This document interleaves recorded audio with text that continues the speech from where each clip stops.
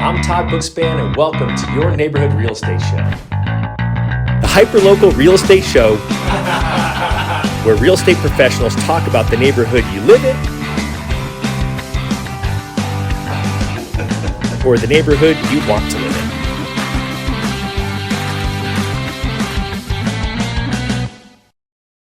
This episode is brought to you by homebuyeruniversity.net, your free comprehensive guide to buying or refinancing your home. Click over to homebuyeruniversity.net to get started online today. Hey everyone, I'm Todd Bookspan, and welcome to another episode of your neighborhood real estate show. I'm very excited for my next guest, someone that I've known for quite a while and I've got a lot of respect for. He's the sales manager at the agency, David Pullon. Welcome. Thank you, Todd. Great to be here. You know, I'm glad that you say that because I think it's great you're here as well. Oh, thanks. And so you dressed really nice. See, I'm like, again, black shirt guy. I should have known you'd be my well-dressed guest of the day. You have to dress well for radio, right? Exactly. Come on, we're rolling. Right. We got some video going too. And so let me ask just a couple of framing questions for people who don't know the agency. So the agency, I know the agency because I'm in the real estate world, but right. What's the agency for someone who's never heard of it? Well, the agency, boutique real estate firm out of Beverly Hills. We started, we're now 12 years old, out of Beverly Hills. Most people know us from our CEO and founder, Mauricio Mansky, who, has been on, $1 million listing with some of the guys. His wife is Kyle Richards, who's on Real Housewives of Beverly Hills. All right. So kind of a big deal. Kind of a big deal. He's actually sold more homes over $100 million than any person on the planet. Wow. Yeah. That's big deal. Pretty dang cool. Yeah. Starting with like Playboy Mansion, things like that. He's the first one to do that. So it's, he's pretty amazing guy and extremely authentic, which is what really drew me to the agency. Okay. And so you're here helping the sales manager at the branch here in Correct. In we have Arizona. one location here in Arizona. We now have 60 locations globally. Wow, that's awesome. When I started with the agency, a little over about 4 years ago, we had, about 24 locations. We're now at 60, but all boutique. The largest one in Beverly Hills, the corporate office is about 125 agents. We're about 40 agents here. So they're all just luxury, quality over quantity type of real estate firm. So boutique. So if someone's looking to obviously sell a luxury home, then there's no doubt that the agency is a great opportunity. What if someone wants to live in surprise? Is there a service there as well? There is. It's a great thing about the agency is, we have incredible marketing. We have incredible technology. And I know a lot of places can say that, but we have it. And I think a lot of things do. I always some say, people say things that aren't true. They might stretch it a little bit, but I'm not saying that. But I think all of them have great ones. I've worked at other brokerages before, and I think that technology and that marketing is also fantastic. It's how much you love it. How much are you using it? Because if you're not using it, it's not good. Right. And as real estate agents, we don't necessarily, we have our strengths, and we have our areas of improvement. I don't like to call them weaknesses. I call them areas of improvement. I'm going to make a note of that. I have lots of areas of improvement. Right.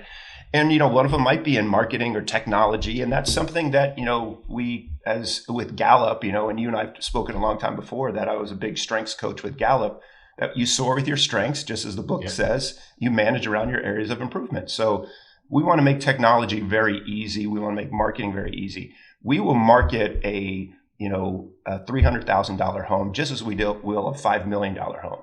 Because for the agency, luxury isn't a price point, it's a lifestyle. Love it. There's been a lot of luxurious, you and I well know, $300,000 condos in the world. So that's the great thing about it is we're going to be consistent with how we market everything, no matter what the price point is, because it's a lifestyle. Yeah, and so I think that's awesome, and I love that we kind of started there, but you're a little bit different, right? Oftentimes the folks that I talk to who are a sales leader, right, leading a group, have been are still focused on selling, and you're there now. So kind of talk about your journey. How'd you get there, and how'd you become sales manager and not focused on selling like oftentimes they are? Yeah, well, somewhere along the line, I kind of found my niche, I guess you could say, because, I started in the industry, in real estate anyway, in the timeshare world. So I was with the Marriott and the Ritz-Carlton for about 15 years selling in... That's a whole different show. We'll have that show next time. Yeah, it is, definitely. We could write a book on all of that. But that's actually what brought me to Arizona is, back in 2002, we had talked about the Ritz-Carlton residences at that time. And that kind of didn't quite come to fruition. So we did around Desert Ridge. There's the JW Marriott there, and they built Canyon Villas around there. So I became the sales manager, where before in South Carolina, Florida, and Hawaii, I was a salesperson for that. And I just found a thing, I was never the number one salesperson, but I was the number 5. You were consistent. I was consistent. I always felt like, I don't think the number one salesperson shouldn't be a manager. That's what they do best. They're great at that. But you want to be able to talk the talk, walk the walk, and do all of that. And I just, found that I really had a calling for lifting other people up. I love seeing other people succeed. And, you and I have talked about before, one of my favorite quotes is Les Brown. You can't see the picture when you are in the frame. Yeah, that's so true. And it's a coaching thing. It's like, you get in, you start doing your things, and, you need somebody else. You need a coach. You need someone to kind of step back and say, hey, you might not be noticing this, but let's talk about, some areas of improvement, or more importantly, let's talk about your strengths. Let's focus on those, because that's what's going to make you, break through the ceiling and do all these great numbers, rather than trying to get better at really something that you don't enjoy. Yeah, it kind of reminds me of a guy named Keith Cunningham who wrote the book, The Road Less Stupid. And he always says you can't smell your own breath, which always makes me a little nervous when he says that. But I think Les Brown says a little more eloquently. Right. Yes, exactly. All right. So timeshare. So you were here, and obviously the Ritz-Carlton thing, I think now is a thing. They're building them. Right? It is now. Yeah. It's didn't help you back then. Not in 2002. It wasn't. So I had left Arizona and came back in 2014. And just, still had my real estate license and everything. And that's kind of when I started. I came back, I started with Keller Williams. Loved it. It was, fantastic. I think incredible training, because I really needed to understand. It's a very different world, as you well know, timeshare from real estate, from residential real estate. So taught me some great things. And then one day the agency just kind of came calling and was really looking more at my management type of resume and what they needed. And it really appealed to me because, and I think to others is, again, you kind of need somebody that's not going to be in competition with you, but is going to be there to help you, to lift you up, to kind of keep things running. Doesn't necessarily mean behind the scenes operations, because we have that also. At the agency, we have a ratio of 1-8 staff to agents. So It's really supportive. It's, we always want to make sure that we have that. That's why we stay boutique. So kind of when you're there, and, I don't have the answer to all the questions, but I know who does. Probably are pretty close. Yeah. I like that. I think I can answer a good portion of them, but I know I can say, that's a better question for Todd. That's a better question for Wendy Walker in our office. That's a better question for Jim and Marilyn Cavanaugh, Adrian Heyman. I know who to go to send them to get that immediately. And I probably learned this from being with the Ritz-Carlton is, then I can walk that agent directly to that person and not just hand it off. Yeah. I'm always there. I'm there to be able to get these questions or, and again, a lot of stuff with the technology and marketing. Yeah, that's what I come to. But if you want somebody to go on a listing presentation with you outside of the office doors, no, you need to call one of the other agents that does that and is selling $100 million. Yeah. Well, and I love it that you went from a salesperson to a sales leader in timeshare, and then really sales kind of that same route. And so I've always known you and I have different conversations than I with other people in the business, because you love, you already mentioned Gallup and that you work with them in the StrengthsFinder world, and you've got a really unique background outside of the real estate world with these different coaching organizations, these different philosophies. So I know, we sit around and talk about it for hours, and so you said, hey, let's talk about that a little bit here on the podcast. And I was like, I can't wait. I can't wait. So, so talk about that. What makes you excited to talk about, sort of mindset and coaching and leadership? I think one thing, whether you talk with the shift, any change in the market or anything like that, I read something, and I love, stats, and I love quotes, as you can tell. And I read something about, us going through COVID. And it said, if COVID and quarantine and all that taught us anything, it's not that we have a time problem, we have a discipline problem.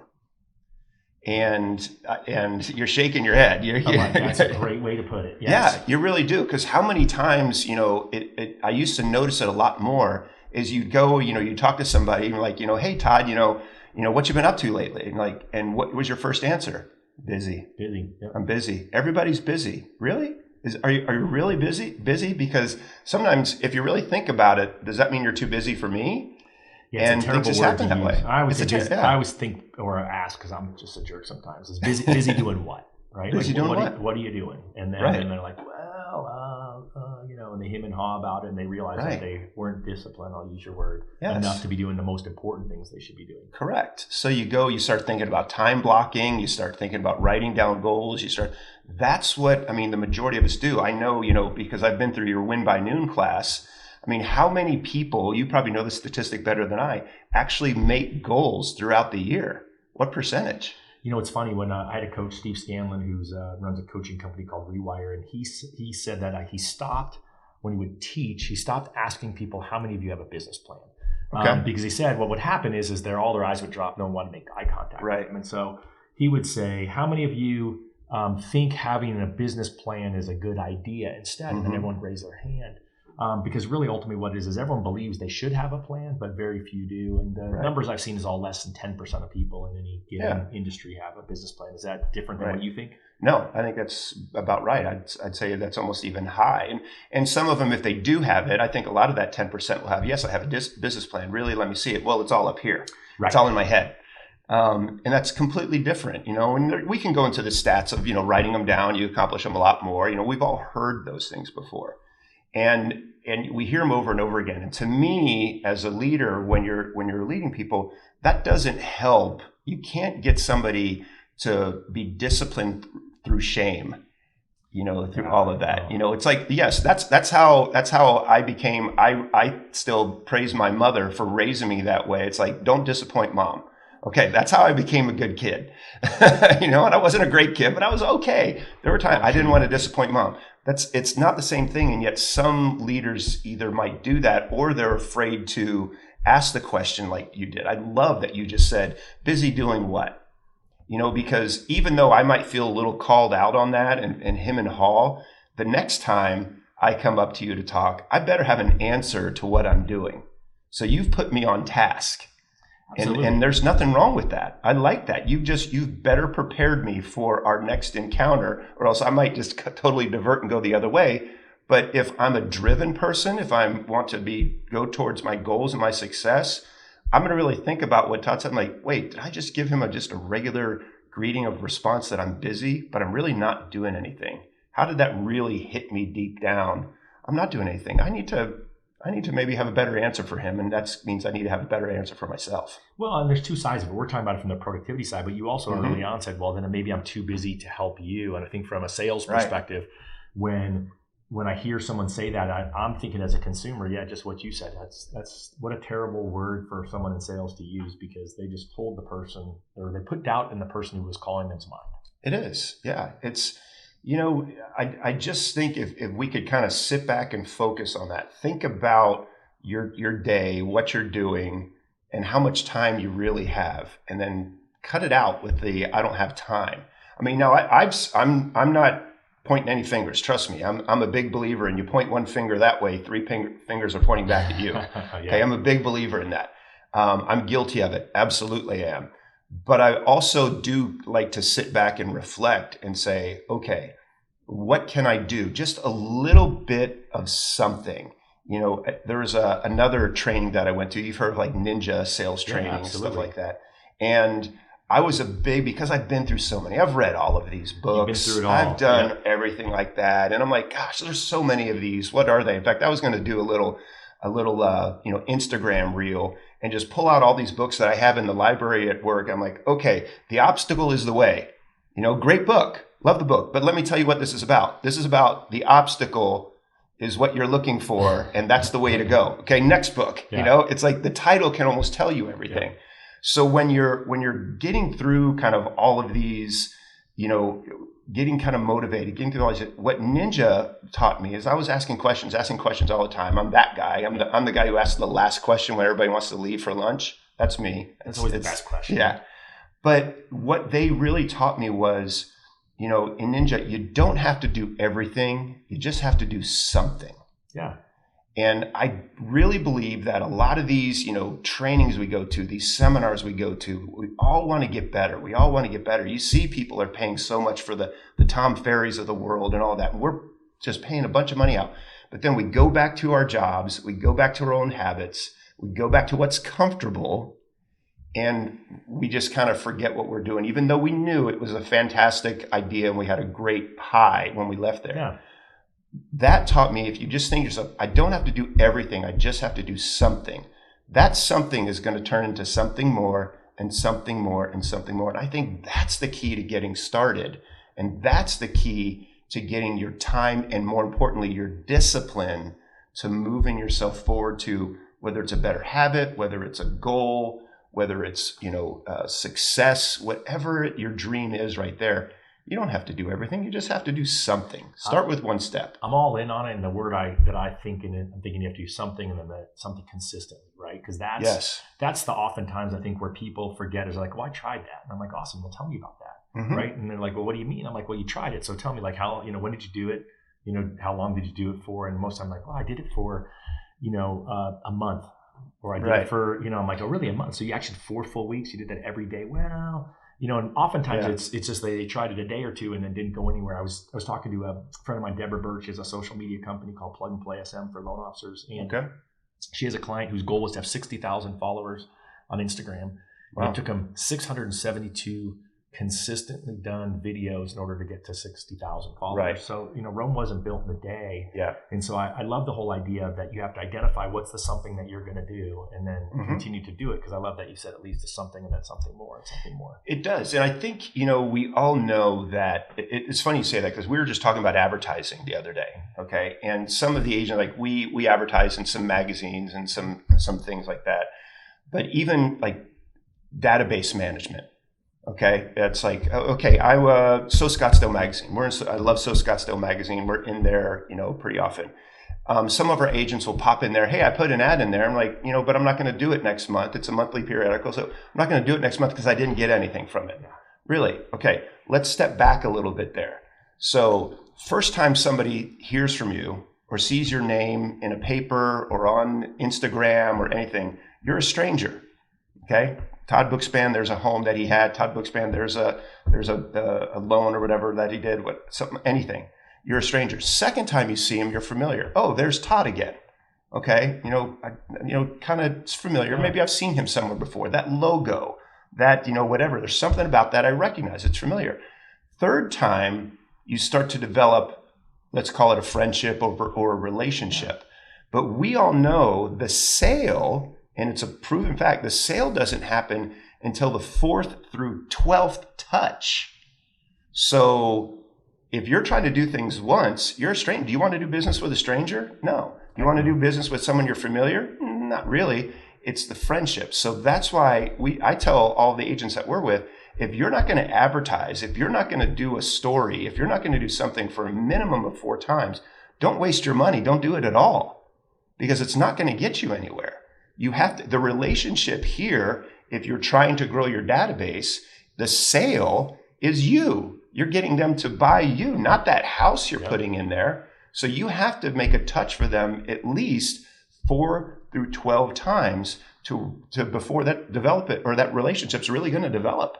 Well, I think about that. I mean, I think everyone has to listen who's listening to this needs to think about, right? Who are the people that you do business with and what was that journey like, and make sure that you are hearing what you just said about that and making sure that you're acting in the way to the consumers just the way that you shop. Right. Yeah. I mean, we all know, we had a meeting yesterday and I just did these fun facts. I thought it was just going to be a page and ended up being 3 or 4 pages of fun facts. But it's, in business, it was in the real estate world. The National Association of Realtors did a poll. It was 88% of people that did a transaction would do another transaction with the agent that they worked with. They enjoyed it enough. That's great. I'll work with Todd again. Professionals. Yes. Yep. I know where this is going. You know where this is going. Actually, then, okay, of those of you that have done 2 or more transactions, how many have used the same agent that you did last time? That was 12%. Right. It's crazy. So why is it? Well, the fortune's in the follow-up. Mm-hmm. We're not following up consistently enough because the one that really jumped out at me is is 73% of people that bought or sold a home in 2021 went or only interviewed one agent. Yeah, and that's top of mind. That's just crazy. It's crazy. The biggest transaction you're going to go through. Yes, isn't it? Yeah. And it's who's in front of you. I have a friend. I was referred by somebody in my family. Everybody's a real estate agent these days, as they say, right?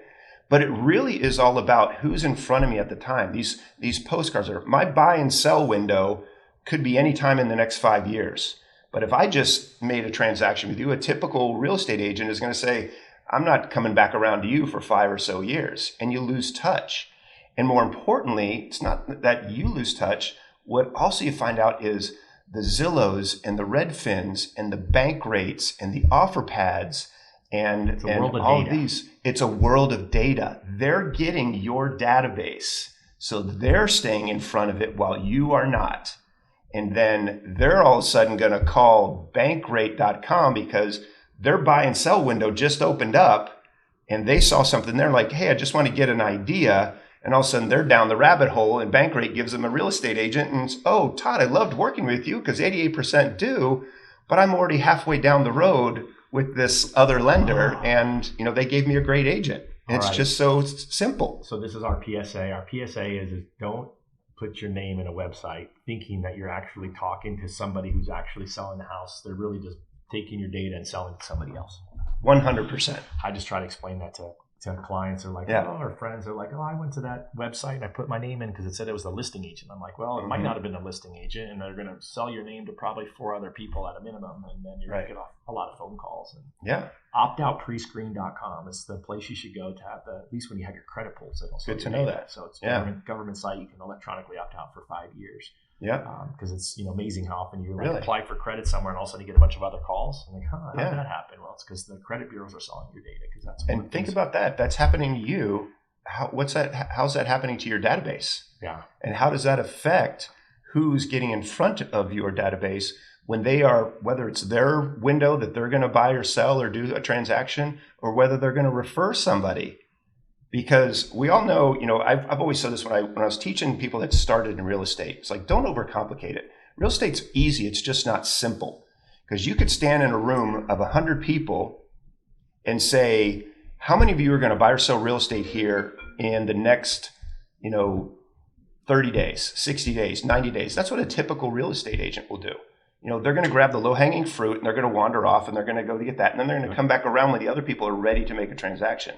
A professional realtor will take that same 100 and say, how many of you are going to buy or sell real estate in the next 5 or 6 years? And just about every hand in that room should go up. Now, the thing is you don't know in that 5 or 6 years when that's going to happen. So it goes back to 73% pick the first person that they interviewed. That's a huge number. So if you can stay in front of them when their buying and selling window opens, 100 people, that's 20 transactions a year over the next 5 years. That's a career, because the people that are doing it in year 1 are doing it in year 7 or 8 again. And then each of them, another stat is each of them know 4 people that are going to buy or sell in the next 12 months. So your 100 people really just became 400 if you're staying in front of that, or gave 500 because it's 400 more, because you're staying in touch with that 100. And it's not that difficult to stay in touch with 100 people, to send out something, to show your company logo, to have your name. Don't solicit them. Send something out about the restaurant opening in their area, some fun things to do. We see all of those, but be consistent and be disciplined on that. And it's not that difficult. It's just not easy. What did I say? It's easy. It's just not simple. I loved that. I wrote it down. You saw that.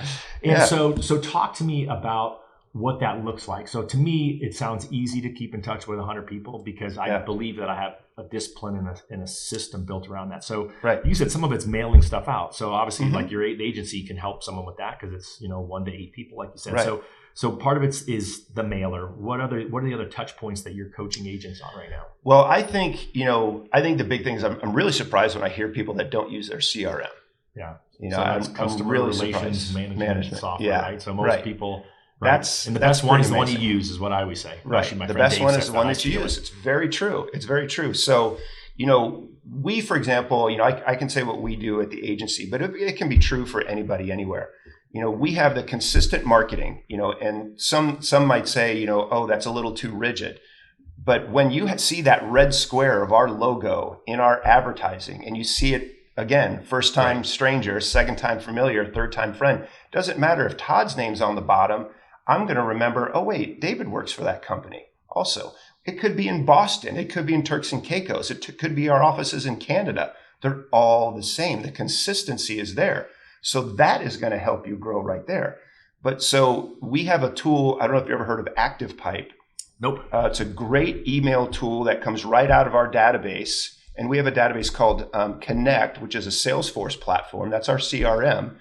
But you can create newsletters. There's already templates in there. The pictures, because you've uploaded your listings or you've uploaded your sales or whatever, the information, the copy, the description, the pictures are already in there. You just tap them in there and your photo pops up there and you just hit send to your database and it's out to that 100 people or 1,000 people, however many are in there. So you're talking, as we've talked about, like really print ads. You're talking about mailers, mailing stuff out. Correct. You talked about email, sending out email. So correct. What about this part where you pick up the phone? That's kind of a lost art. So what I love about ActivePipe that we have is it has the smart technology where it follows up and you can see who's opened your emails. Yeah, that's great. Okay. Now I might send it out to 1,000 people. And let's be honest, we've always said, if you get a 20% open rate, that's a really good open rate. Okay. So I send it out to 1,200 people opened it. That's the 200 people I'm going to call. Right. I don't need to spend my time on the other 800. Right there of who's interested. You got a clue. Something is interested. You can see how many clicks. You can see where they visited. You can see what they've done. How is that talking about, I don't have enough time? How is that going to save your time rather than, as I used to be in my old business on the Mojo dialer, having 3 lines going at the same time?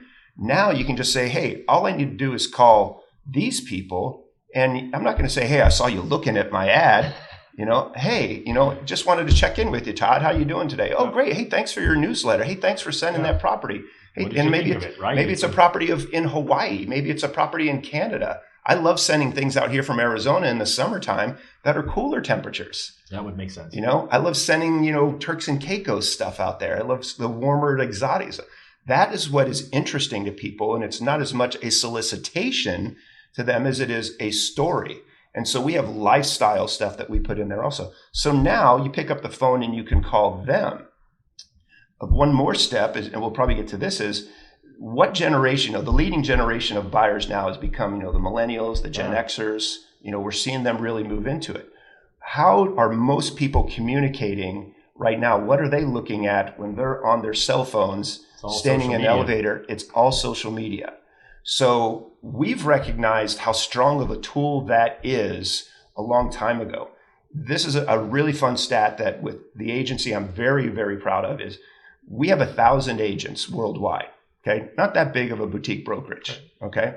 We are the most followed real estate company in the world. Wow. On social media. That's awesome. It's amazing. Now, is a lot of that because of what I talked about before with our celebrity status and our celebrity leadership and things that we do out of Beverly Hills? Absolutely. Yeah, nothing wrong with that. Sure, nothing wrong with that. But it's also our consistency. We do really great stuff. We have fun videos. We switch those with, family and work. It's all just not solicitation things. But if so many people now are on social media, millennials, Gen Xers are buying, they're looking at social media. Isn't that a place that you want to be top of mind? Absolutely it is. So you tell me I got to post to my TikTok account. I think it's about time you got on TikTok, Todd. Yeah. I have 20-something followers. 20-something. That's I think that's fantastic. Yes, thank you. I think that's good. Thank you.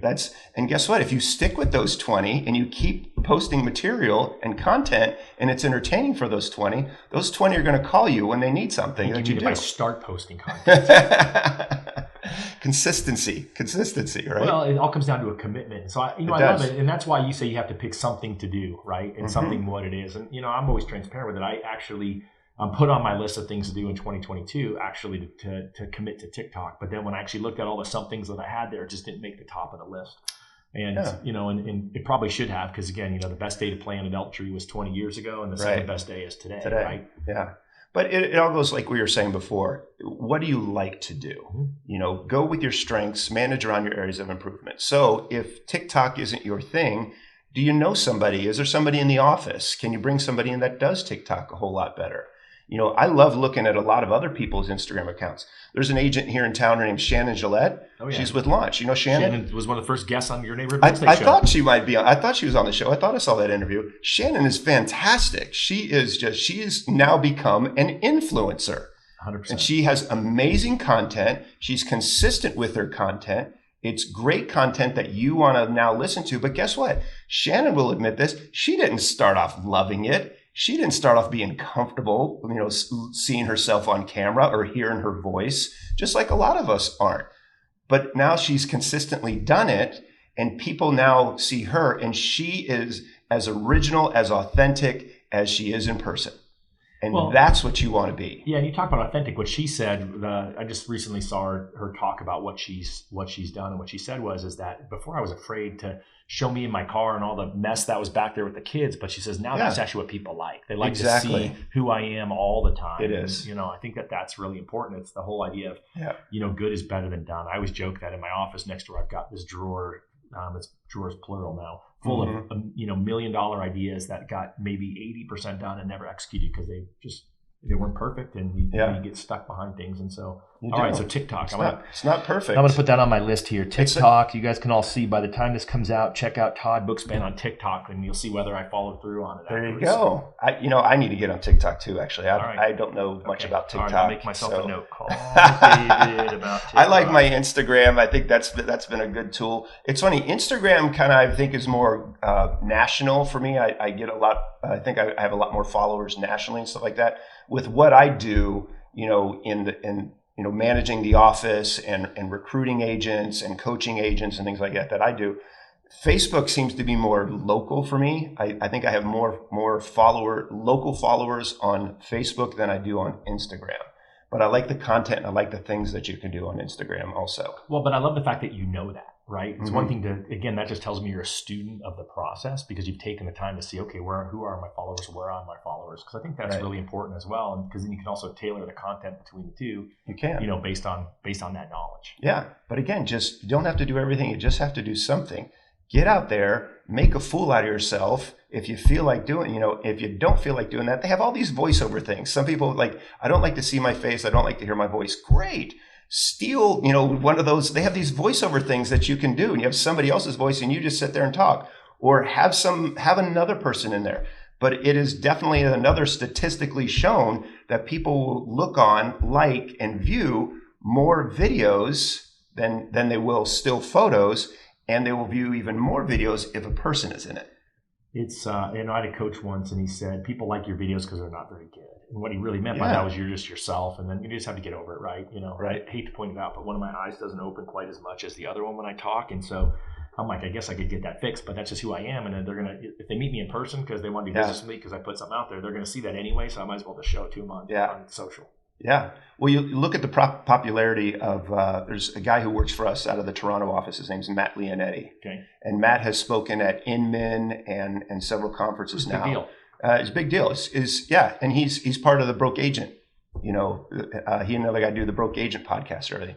And some of their language is a little bit colorful, but they are themselves. And he has always said, he goes, my following, my business, everything exploded when I truly realized if I could just get on there and be myself, and the rest of the people I'm okay with. He uses colorful words to describe that, but that's what I love about him because this is a family show.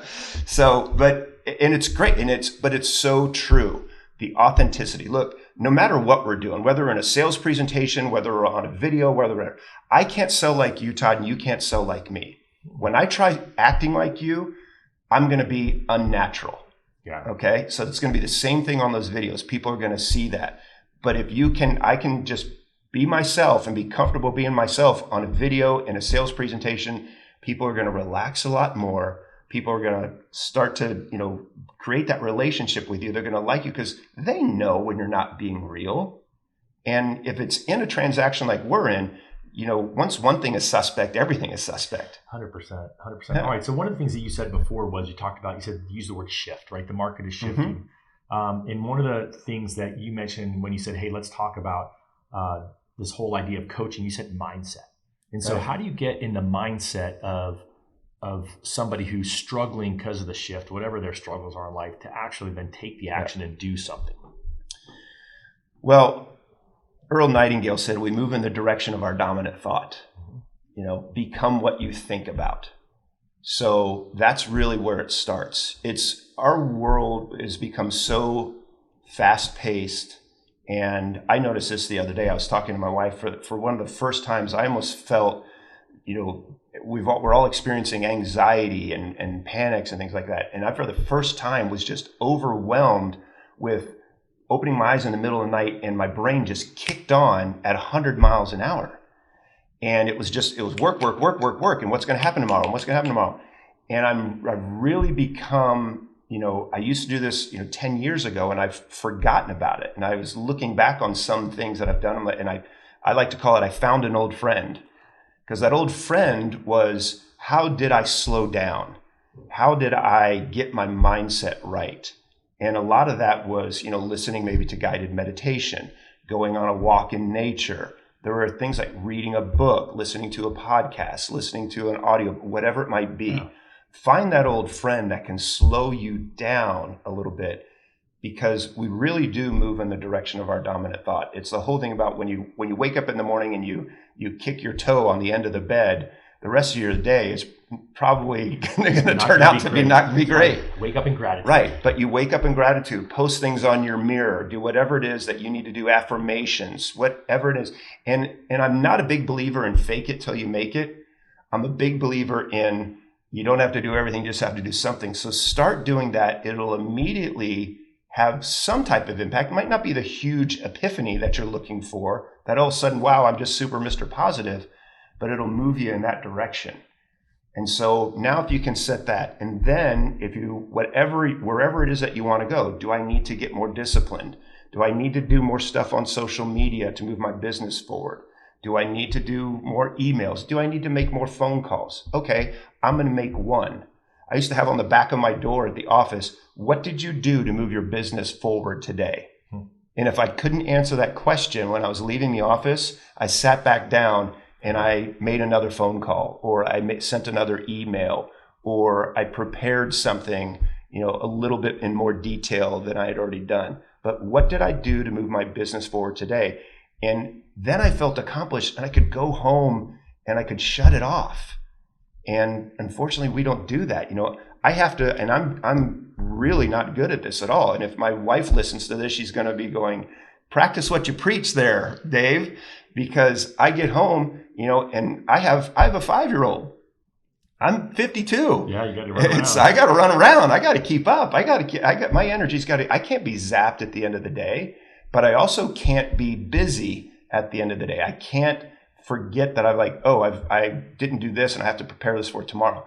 Make sure you do it before you get there, and then shut it off, and then you can do that. You're going to feel a lot more accomplished, and that's just a little thing. And then celebrate that.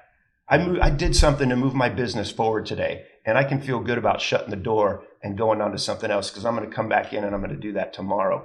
And that type of mindset will start to occur in a lot of the little things that you do.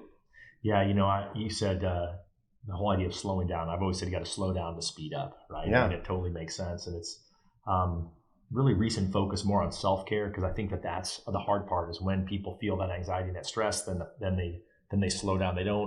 They wake up and they stub their toe in a different way. They wake up and they do different things than they would have done, like the meditation or the gratitude or whatever it is that would help move them forward. And I think it's really important to remember, I just always say it, I've got a great 6 steps to overcome stress that coach friend of mine, Jonathan Roach, put out when I interviewed him recently. Just talks about, really even just starting off with which voice you're going to choose there. You can choose the negative voice that's over on this shoulder, or the positive voice that's over here. And if you don't choose to be positive, then by default you end up potentially having that negative voice lead your day. You will. And I think, sometimes you can change that immediately. Like, I use a lot of the stuff from your, Win by Noon. Well, thank you. Because you have very easy I don't know if you'd call them worksheets, but they're basically when you were setting your goals at the beginning of the year, you don't have a ton of things. You have like 4 questions. Yeah. You know, what's your acronym? I'm spacing it right now. Okay. It's The KISS. yes, Yep. yeah. What do I Keep, want to improve, keep? start, What do I want stop. to improve? What do I want to start? What do I want to stop? It's that simple. Okay, there's 4 things to answer, and I pulled that up on a big slide at our meeting at the end of Q2 at the midway, and you have that in your book. But then it's where a lot of people who don't set those goals. We started off by talking about that. Why can't you set them at Q3?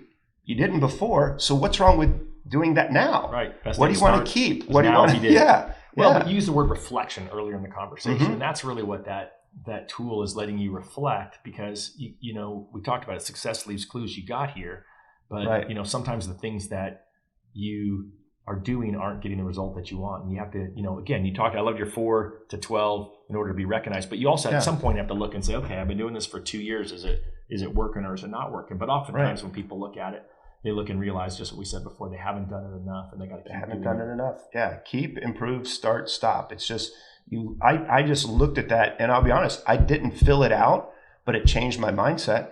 Yeah, that's funny. It just made me kind of go, it's probably time to, and for me, more importantly, it was start and stop. Yeah. It was start and stop. I know this is working. I can get a little bit better than that, but I didn't really. Right. I'm like, I need to start doing this right now. Look, 12 months is a very long time to kind of keep my goal going. There's 4 months left in the year. It's crazy, isn't it? Is that a long time to keep stuff going? Is the next 30 days? Can you commit to that? Because again, if you can't, you don't have a time problem. You have a discipline problem.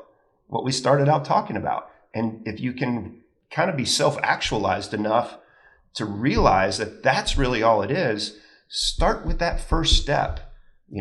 Start with the first step. What are some things I can do? So at the end of the day, you can look at yourself and say, I did something to get my business to move forward. Yes, because then you'll look back, 30, 60, 90 days later, and you'll see that made a difference then. I've always, I know that people that talk about, hey, I'm in a slump or something right now. What can I do to keep moving forward? What can I start doing? Well, let's first take a look at, if you're in a slump right now, what were you doing 30, 60, 90 days ago? Right. Because that's the whole reason that you're in the slump now. So in 90 days ago, oh my gosh, I was closing, 2 deals a week and I had all this stuff going on. Like, yeah, but did you pick up the phone and call your database? Did you do those other things? Did you do those other things you're supposed to do? No, I didn't, because I was so successful. Right. So now you're seeing that. So now that things are low, we've got to build that back up. And unfortunately, you might not see that for another 30, 60, 90 days. But let's maybe do some things that you can move forward. But again, take that first step. Let's do something, not everything. Get that going again. And then let's remember, let's find that old friend and remember that when we're busy, we've got to keep loading that pipeline. Loading that pipeline. I love it. I know you and I could talk all day about this. That was a lot of fun. I got a bunch of notes. So I normally don't take notes while I'm having these conversations, and I think there's just so many nuggets for people to take out. So we talked about the fact you're on Facebook and Instagram and soon to be on TikTok. So how do they find you in those places? What's the best way for someone to get in touch with you if they want to connect? At Dave Pullon, Pullon, just like it sounds. Pullon. Is my Instagram handle, I guess. Is that what they call it? Sounds good to me. And then I don't know why it's David Pullon on Facebook. It's Dave Pullon. I think there's somebody might have taken it or something like that so Dave or David is on there. Those are really the 2 places to find me. Anything you look at, the agencyre.com is our website. We've got an incredible website, and I'm always in the office. So I love just talking to everybody because I'm all about a fit. I'm not one of those recruiters or things that's going to jump in. I want everybody to succeed, and I know that it might not necessarily be at this place or that place or whatever place. And I honestly have turned down quite a few people because it's not that it's elitist or anything like that. It's that this is not the place for you to succeed. I love that. And that's it. And I want to help you go find it, and maybe I can. And so especially, new agents in the real estate world, the agency is not a great place if you're a new agent. I started with Keller Williams, and I will say to this day, I think Keller Williams has a great Ignite program, and they have a great Bold program, and they have that's a wonderful place to go. And I send a lot of them to my friend and your friend, Kelly Cook, who just started me out and did an incredible job. And I thank him every day for that. So that's awesome. All right. Well, thank you is what I have to say. And I appreciate you taking the time to be here. You added a ton of value. And I just encourage anyone who's listening to start following you and reach out, because you're just a great influence. And this was a lot of fun. I learned a lot from you, sir. So I always appreciate when we can spend time together. All right, folks. Yeah. This is a wrap. Your Neighborhood Real Estate Show. We will see you soon. This episode is brought to you by homebuyeruniversity.net, your free comprehensive guide to buying or refinancing your home. Click over to homebuyeruniversity.net to get started online today.